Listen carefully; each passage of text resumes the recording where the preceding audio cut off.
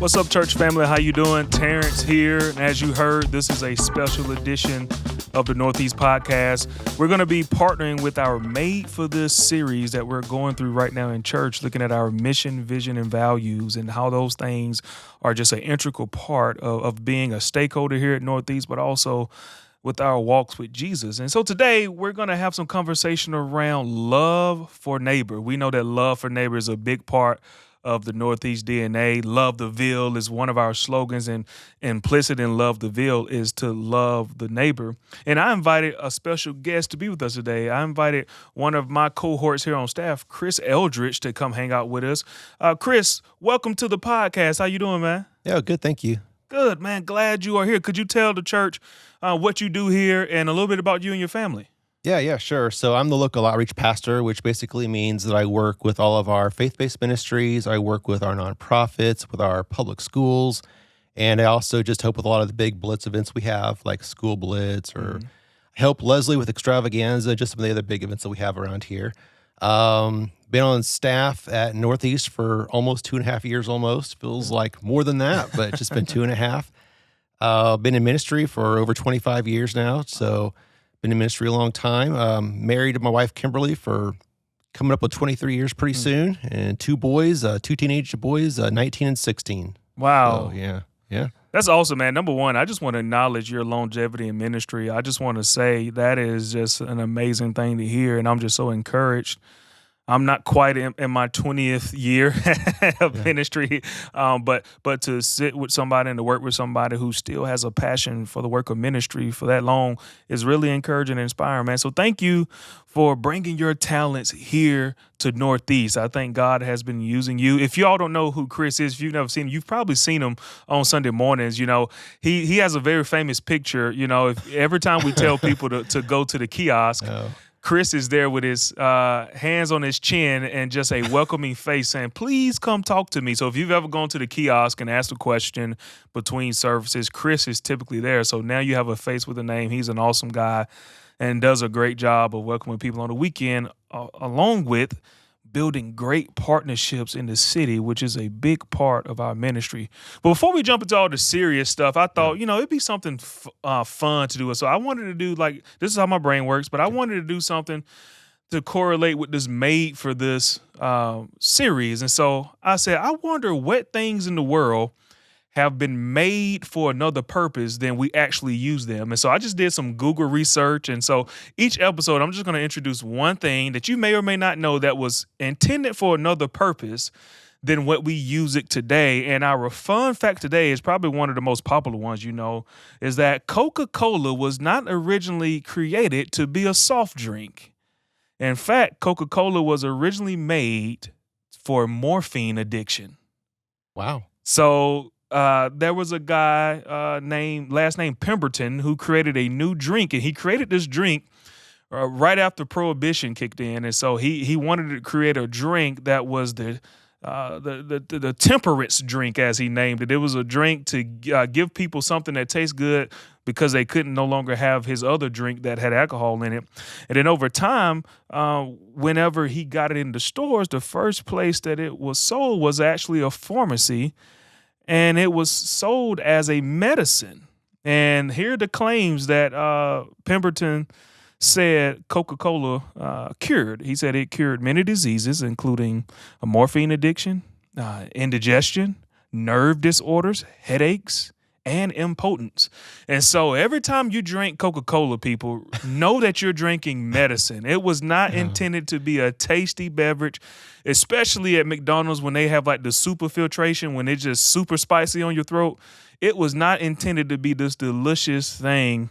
It was actually intended to help you, stay sober and get healthy with nerve damage and all these other things. Did you know that, Kris? I didn't know that, but that's why I drink Pepsi. You heard it here first. Pepsi was actually created to be a soft drink, and so we drink Pepsi.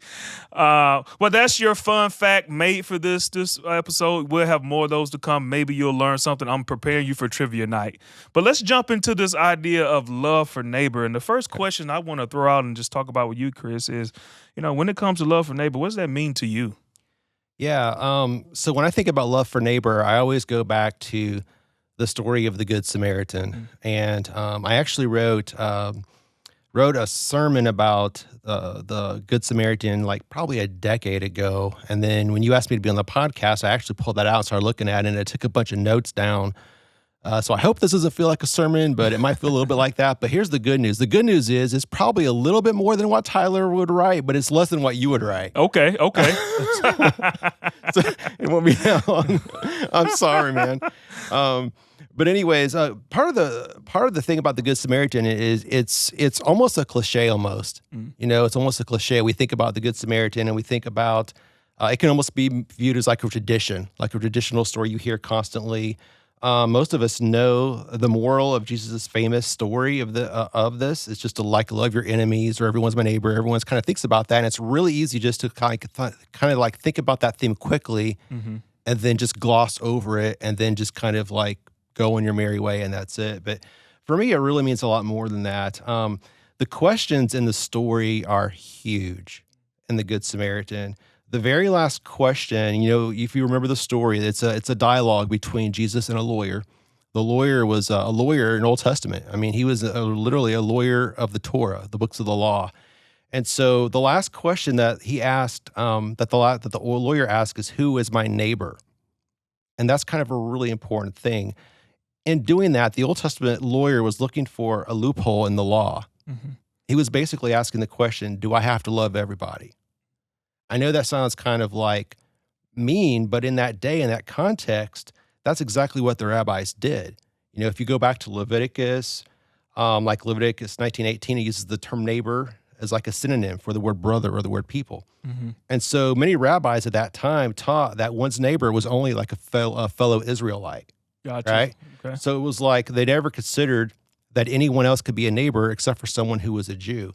So in fact, like they thought of the 10 Commandments like this. They thought of it like, don't steal from a Jew, right? Oh, wow, Or okay. don't kill a Jew, Yeah. or don't bear false witness, against a Jew, kind of a thing. Yeah. So that was kind of the mentality. And so it's really easy for us to hear that and to be really, really critical of that attitude, Mhm. right? Mm-hmm. I think, man, those guys were idiots. But honestly, that's really common today. That's really common for us. I know that even in my own life, I've been really good at limiting my neighborliness, right? Mm-hmm. You can live next door to some people and you might not even know their name, Right. right? Or if you do know their name, maybe you don't really know their needs. And so we rarely involve ourselves in their lives. And so we never make it, our business to know about any of their needs, Mm-hmm. right? And so it's really easy for us to do the exact same thing Yeah. as what that lawyer was doing. In answer to this question, when the lawyer asked, who's my neighbor, Jesus told the story about a man, right? About a Jewish man who was beaten, left on the road for dead. And then we all know the story, right? The Jewish man's beaten. Two religious leaders pass by. Mm-hmm. They go around on the other side, Mm-hmm.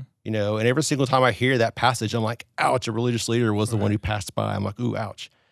I think part of the point behind that is that they were people who worked for God, but they were so busy working for God that they didn't really care like God. Mm-hmm. And every single time I read that, it just really convicts me there a lot. Just, gotta be careful to just really care like God does.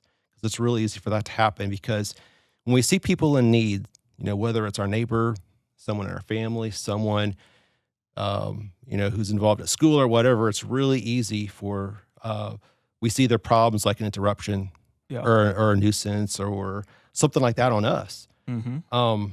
And so in response, after Jesus told the story, the last question he asked the lawyer, kind of like the lawyer's last question was important. The last question that Jesus asked was extremely important too. He asked this question: who proved to be a neighbor to the man who was beaten by the robbers? Who was a neighbor? And the lawyer said that, hey, it was the one who showed compassion. Right. And he's right. It was kind of ironic that in that context, the lawyer didn't even say the Samaritan. He couldn't even bring himself to say that it was the Samaritan, but it was just the guy that showed compassion, right? Right. And so Jesus never really did answer the question, who's my neighbor? He never really did answer the question. That's kind of a very typical Jesus fashion. He doesn't answer the question, but he said he asked you questions, right? Mm-hmm. But here's the point behind his question. He's basically saying this: what kind of person am I? Mm-hmm. How can I become the kind of person whose compassion disregards status, disregards differences that I might have with you, disregards absolutely everything. And that was the point behind Jesus' question.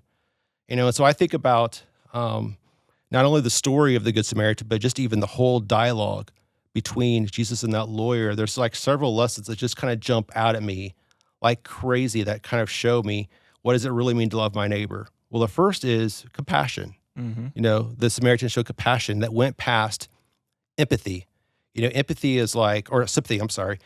Sympathy is like you feel the needs of others. It's kind of like you see someone hurting and you're like, well, that stinks. Now let's go have a sandwich. Right, yeah. It moves past sympathy to empathy, whereas you're actually putting action behind it, which is exactly what the Samaritan did. So, loving your neighbor means showing compassion with action, right? He was willing to sacrifice his time, his talents, his treasures. He sacrificed all those things. He probably tore up his own clothes to use as bandages. He took the guy to an inn. He paid for it. He was really willing to sacrifice a lot of stuff and ruin his own stuff for a stranger. The next lesson that I got out of that is he had courage. I mean, he could have been put himself in danger there. A Samaritan helping a Jew in that day, that was crazy. It was scandalous. So, we need to be thinking about that. It might involve something where we actually have to have courage.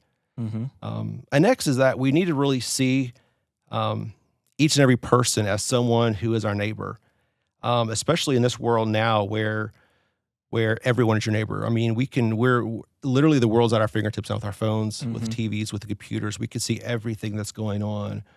And so I think that one of the main reasons that Jesus told the story was to point out that as Christians, as his followers, we are automatically neighbors to the whole human race, which is why as a church, we're involved with global ministry as well. We're involved in domestic ministry with disaster relief and so forth. Right. And then last, I think one of the biggest points out of this is that we have a need not to define our neighbor, but to become the kind of person that doesn't pass by on the other side. Yeah. That's what those religious leaders did. But the Samaritan didn't do that. He didn't pass by on the other side. And in my own life, Jesus didn't pass by on the other side either. He didn't. He saw me in my sin. He saw me broken, and he saved me. And so he didn't pass by us, and we can't pass by either. Whether it's somebody in our neighborhood, someone else in the community, we can't pass by. Wow. So that's a really long answer. No, that was a great answer, And so to all you out there sitting in your cars right now, I hope you feel the conviction that I feel. I hope I'm not alone in just feeling this conviction from hearing this charge. And as I sit here and I process everything that you shared, my brain first went to one thing that the Samaritan, above his compassion, above his sense of courage, at the foundation had to be just a supreme trust in God. Yeah, absolutely. A supreme trust that the will of God was taking place through his actions. And I think that's such a good reminder for us to make sure that, when we think about loving our neighbors, it can be scary sometimes. Louisville is increasingly becoming a city that no matter where you go, needs are face forward. You can't go to any part of town without particularly seeing someone standing on a corner, without, seeing the effects of rising cost and displacement in communities. Our schools are often in high need. And there can be a lot of things that can pull you into resistance to stepping towards those things. Obviously, your time, everybody's spread thin. It seems like, we all kind of learned a 6-month lesson when COVID happened. Everybody was talking about how much time they had and how good it felt to not be so busy. And then the moment that we all felt good enough to go back outside, it felt like everybody got even more busy than we were before 2020. And so now committing time to serving and caring for those, especially when it's unplanned, can really feel like the inconvenience of the century. And then you think about going to places that are not uniquely designed for our comfort. How often do we do that? And as Americans, we rarely do that. We rarely. Even gyms have become places that are designed for our comfort. They used to be objects of discomfort. You go to the gym, you're going here to punish your body to whip it into shape. Now you go to gyms, there's fruit bars and, tanning beds and saunas and massage chairs. And and everything is about our comfort. So this Samaritan way of life from this Jesus story goes against everything that many of us work so hard to produce for ourselves. And so I think really is a good challenge for us to reconsider, what does it mean to walk in deep trust in God and his character and his will and his protection in our lives, but also to truly know the potential we have as givers in this world rather than receivers. Yeah, absolutely. Yeah.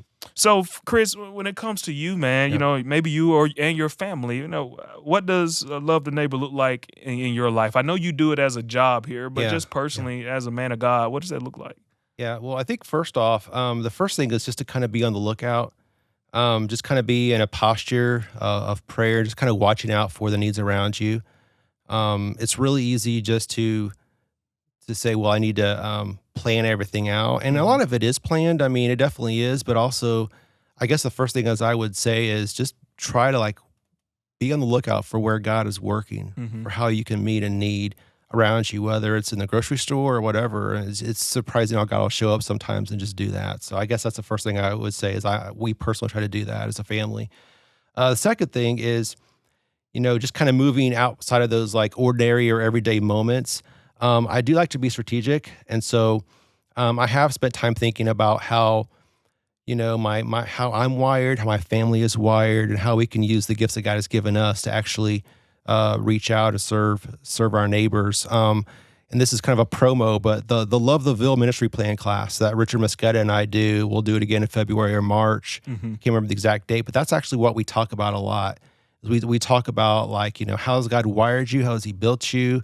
You know, and then how can you leverage that for the kingdom? Right. You know, and so, I mean, I'd love to see a lot of people in the class, but sign up when that gets on Church Center. Sign up.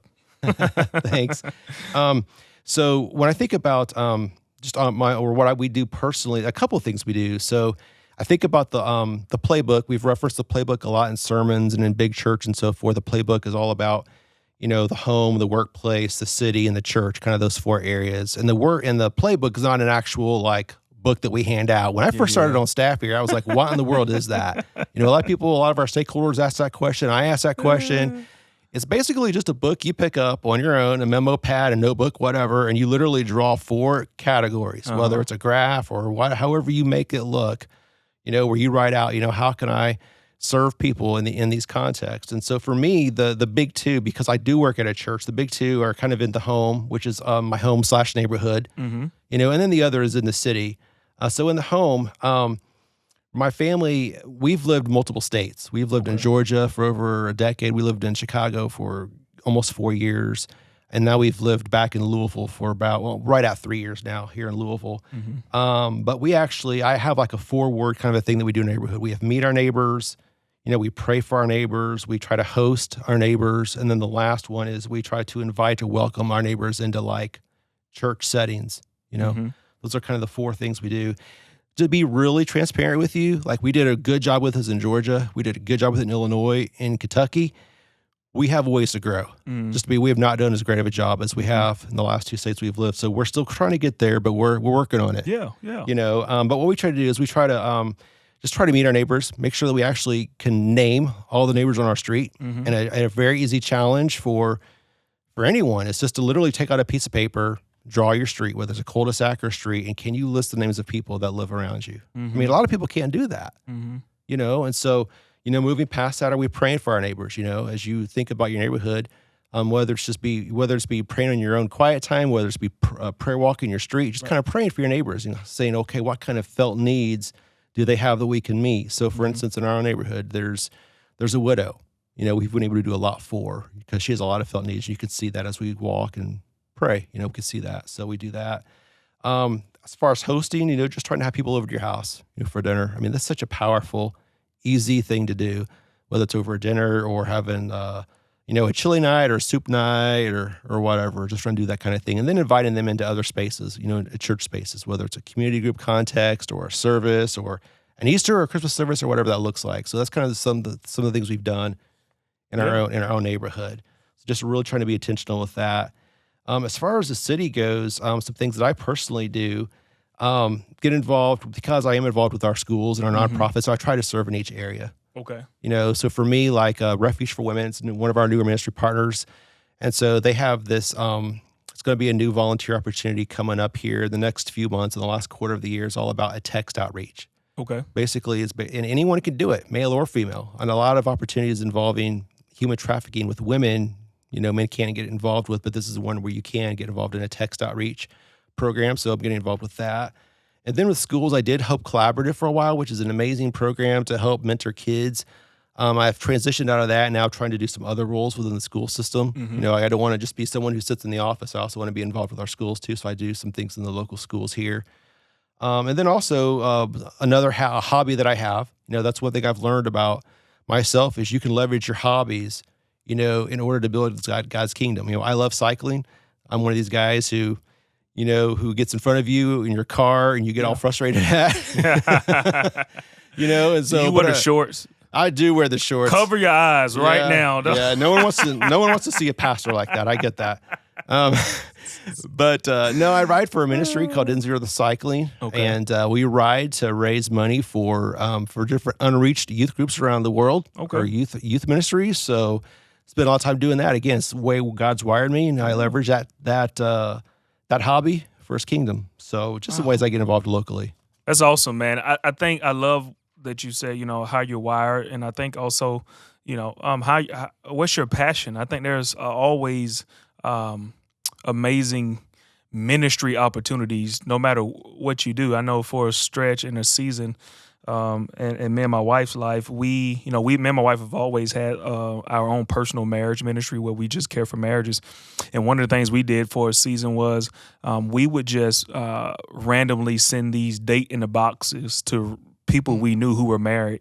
We didn't ask them questions about what season of life you're in. We would just take our own money, pack these boxes. We would put like a dinner out gift card in there, a movie we suggest that you watch, a resource, and a candle, and maybe a bag of dollar brownies, and say, hey, date on us. And they would just get that at their house, and that was our way of just blessing another marriage, of serving people. Another way that we've always tried to hop in, and we've tried to serve on like PTA and different things like that. Right now I'm on the school-based decision-making council at my son's middle school, and that's just a way that I can be available in service. And so I think the key thing to love for neighbor is to lean in right where you are, find ways. One of the best pieces of advice I got about being able to just love neighbors better, it had nothing to do with loving neighbors better. It just had to do with being a more organized individual.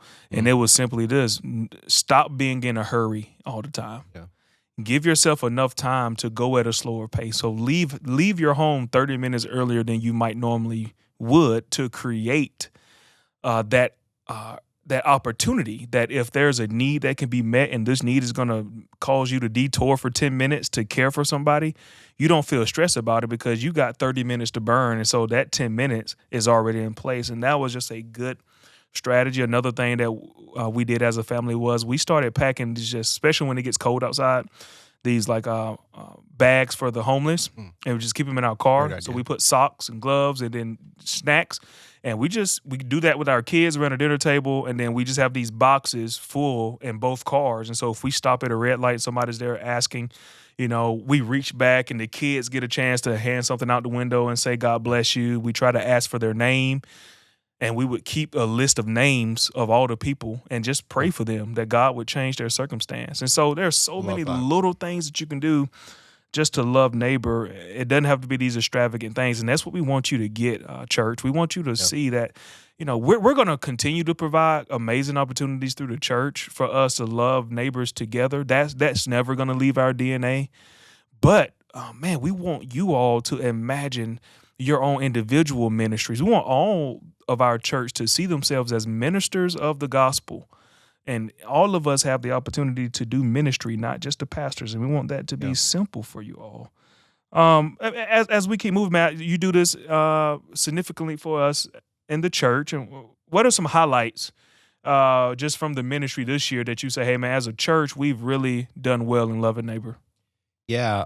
So I already mentioned this already, but we did start a new partnership with Refuge for Women. For those of you who don't know, it's a ministry that deals with human trafficking. Human trafficking is a growing problem everywhere. It occurs in every single county in Kentucky. In Louisville, it's really, really bad.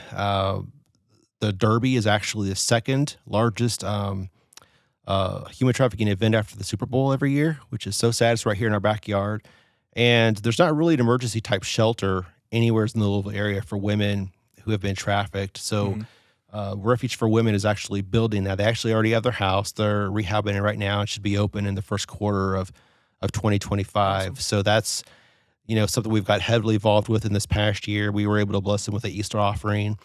And we've already had our first volunteer training session. We had about 30 people there. So there's volunteers who are getting queued up to go serve there when that launches. So that's really exciting. That's been a huge highlight for us. The next is our school blitz. We've had our school blitz for a long time now. One thing we did this year is we went back and we actually met with the superintendent and a lot of his staff of JCPS and said, hey, how can we help? I mean, that was the original question we asked a long time ago. And they said, hey, you can landscape and mulch and so forth.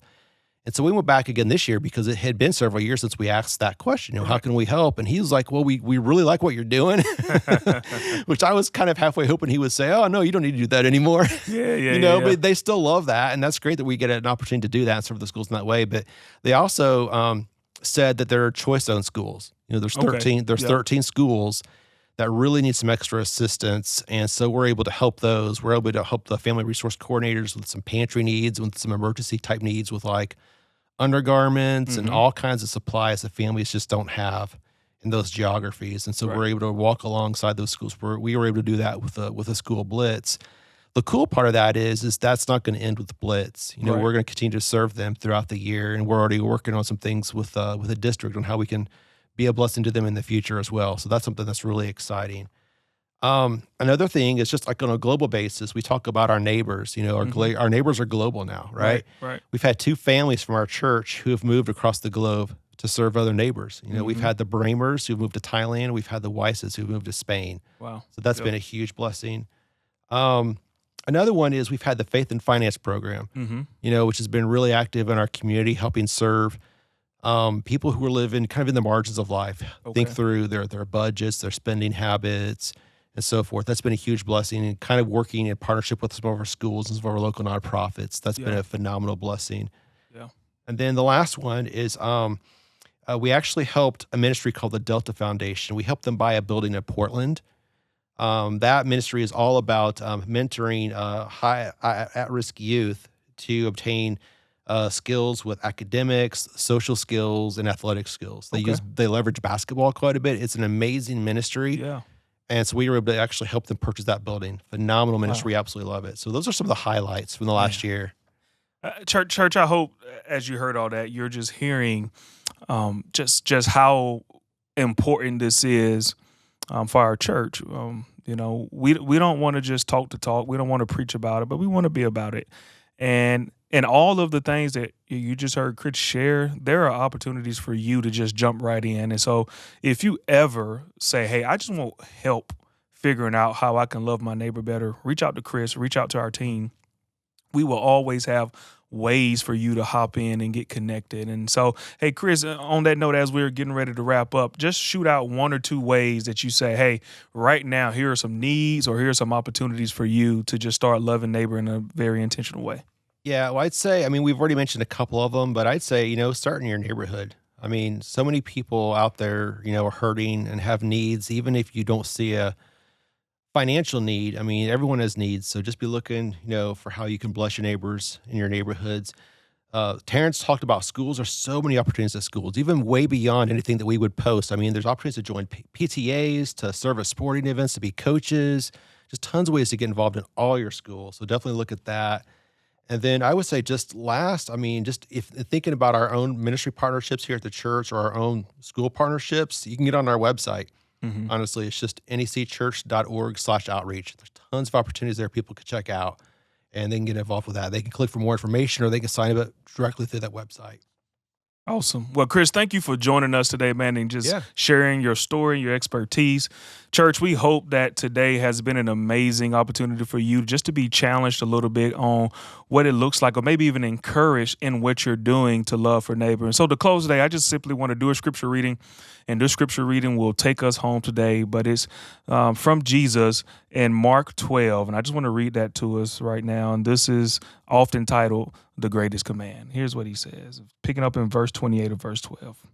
One of the teachers of the law came and heard them debating. Noticing that Jesus had given them a good answer, he asked him, "Of all the commandments, which is the most important?" "The most important one," answered Jesus, "is this: Hear, O Israel, the Lord our God, the Lord is one. Love the Lord your God with all your heart, and with all your soul, and with all your mind, and with all your strength. The second is this: love your neighbor as yourself. There is no commandment greater than these." "Well said, teacher," the man replied. "You are right in saying that God is one and there is no other but him. To love him with all your heart, with all your understanding, and with all your strength, and to love your neighbor as yourself is more important than all burnt offerings and sacrifices." When Jesus saw that he had answered wisely, he said to him, "You are not far from the kingdom of God." And from then on, no one dared ask him any more questions. Church, may we be those type of people that love God with everything we got and never forget to love our neighbors. We love you. Thank you for listening. Go love DeVille.